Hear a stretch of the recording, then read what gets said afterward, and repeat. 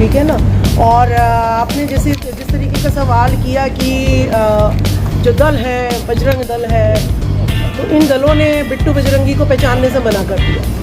तो मैं अपने युवाओं से अपील करना चाहूँ कि हज़ारों सालों से ये SC ST OBC माइनॉरिटी को जो है धर्म के नाम पर लड़वाते हैं, मुसलमानों का डर दिखा के और आपको हिंदू बनाते हैं। लेकिन अगर आप संविधान पढ़ेंगे, कहीं भी हिंदू शब्द का यहाँ पर जिक्र नहीं है, हिंदुस्तान का कोई भी जिक्र यहाँ पर नहीं है। तो संविधान जो है, हर किसी को संविधान की प्रस्तावना तो कम से कम पढ़ लेनी चाहिए। उसमें हमारे इंडिया दैट इज़ भारत, इसके अलावा कोई भी नाम जो है वहाँ पर नहीं दिया गया। दूसरी बात मुझे ये नहीं समझ में आता युवाओं को देश प्यारा है या धर्म प्यारा है। तो अगर हम जिस जगह रह रहे हैं,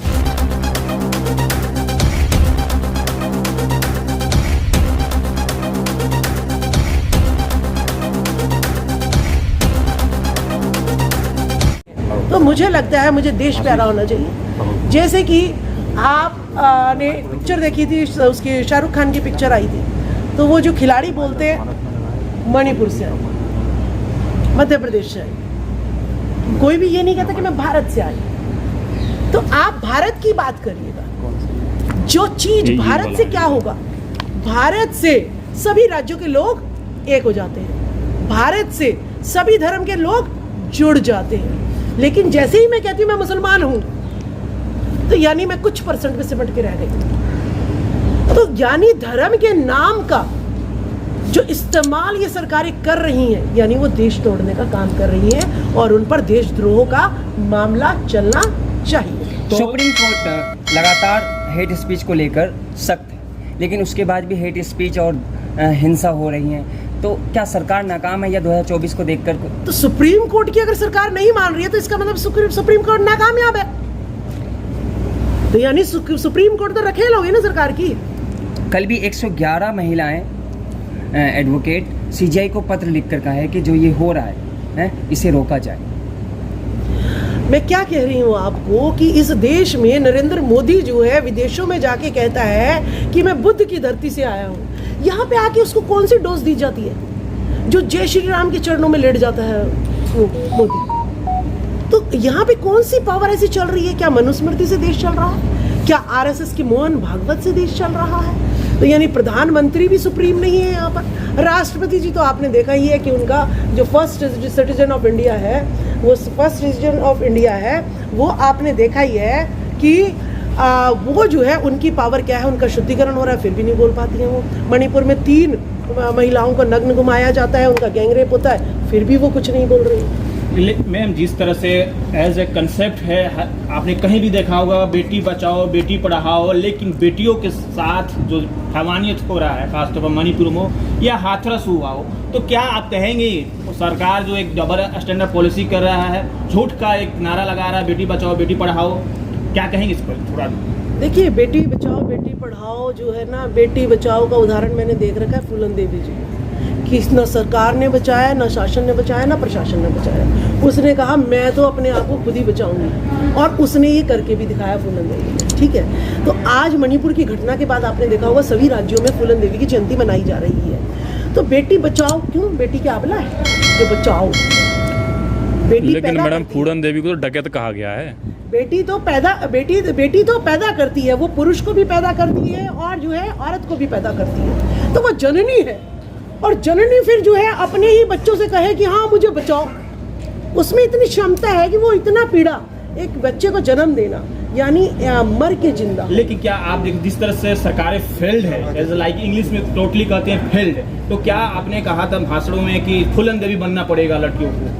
बिल्कुल फूलन देवी। देखिए, फूलन देवी जी ने जब 22 अपने बलात्कारियों को एक लाइन में खड़ा होकर मारा, एक दहशत फैल गई थी पूरे उसमें भी भारत में कि भाई अब तो जो है हमें ऐसी इस तरीके की घटनाएं नहीं जो है होने देनी चाहिए। तो आपने देखा होगा फूलन देवी जी के इतने समय के बाद मणिपुर में 3 महिलाओं को नग्न घुमाया गया। कब? जब वो सांसद हो के उनकी हत्या कर दी गई। हत्या से पहले तो नहीं हो गई, नग्न घुमाई गई। हत्या से पहले इतने बलात्कार भी नहीं हो रहे थे, लेकिन जब उनकी हत्या हो गई तब लोगों को कि हाँ भाई नहीं अब तो हम दोबारा से इनका SC SC OBC माइनॉरिटी की महिलाओं का दोबारा से हम जो है इनको यूज़ कर सकते हैं, इनका दैहिक शोषण कर सकते हैं और फिर से निर्भया कांड, मनीषा वाल्मीकि कांड, अंजलि कांड, दिल्ली कांड, तो इस तरीके के कांड रोज हो रहे हैं। ये तो पूरा घटनाक्रम हो रहा है, लेकिन आप ये थोड़ा बताएं कि जिस तरह से गुजरात में जो बिल्किस बानो के साथ जो हैवानियत हुआ, उसके मतलब गुनहगारों को सरकार छोड़ देती है।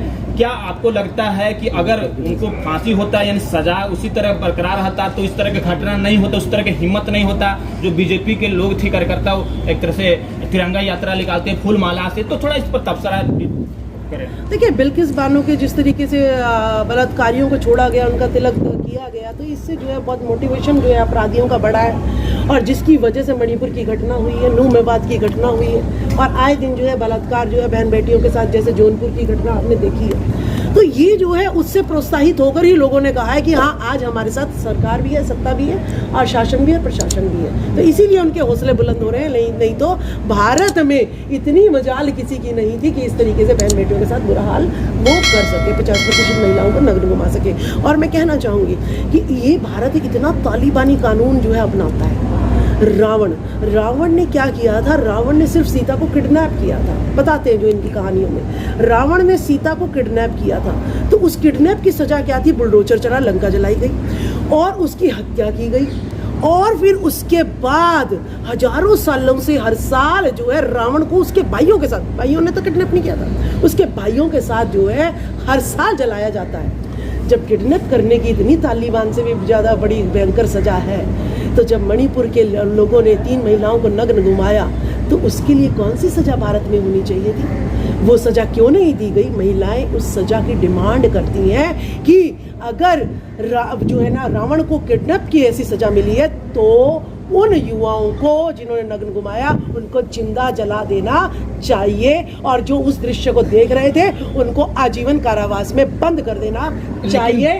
नहीं तो सरकार की मानसिकता झलकेगी कि रावण जो है या तो इस देश का मूल निवासी था, राक्षस जिसे तुम कहते हो असुर था, और तुम देवता हो जो है कुछ भी बुरा कर्म कर दे, ब्राह्मण तो कुछ भी कर दे और वो तो हमेशा जो है पूजनीय होता है, और शूद्र कितना भी पढ़ा लिखा हो वो तो जो है सिर्फ जो है दंड का भागीदारी होता है। नहीं तो तुम्हारी वो मनुस्मृति आज भी छलक रही है। संविधान बदलने की कोशिश हो रहा है, संविधान बदलने की कोशिश हो रही है। मैं तो कहती हूँ एक बारी बदल ही जाए। जिस संविधान के तहत 22.5% जो है SC ST OBC के MP MLA CM OBC के बन रहे हैं, ये अपने स्वार्थों के कारण अपने घर बनाने में, अपनी पीढ़ियों को संवारने में लग गए हैं। शादियां जो है मनुवादियों की बेटियों से कर रहे हैं, तो उसकी वजह से क्या हो गया है? समाज जो मिशन है वो कहीं कहीं दम तोड़ता हुआ नजर आ रहा है, जिसकी वजह से इनकी हिम्मत हो रही है कि ये संविधान बदलने की बात कर रहे हैं। 24 में महिलाएं क्या करना चाहिए? जिस तरह से हिंसा तो हो ही रहा है 24 में, जैसे बेटी बचाओ बेटी 100 का नारा था। देखिए, हमें फूलन देवी जी का देखिए हमने आइडियल देख लिया है। जब तक हम हथियार नहीं उठाएंगे, हम संग्राम मौर्य वंशी हैं, हम जब तक हथियार नहीं उठाएंगे, लोग जो है राज नहीं देने वाले इस देश की गति को। हथियार उठाने की बात नहीं, क्या आप कानून भरोसा नहीं है कि आप कह रहे हैं हथियार उठाने का? देखिए, संविधान पे भरोसा है, बाबा साहब के संविधान पे भरोसा है, लेकिन जिन हाथों में ये संविधान है उन पे तो मुझे वृत्ति भर भी भरोसा नहीं है। अगर भरोसा होता तो आज जो है इतनी बड़ी बड़ी दुर्घटनाएं सारे राज्य जल नहीं रहे होते। Thank you so much.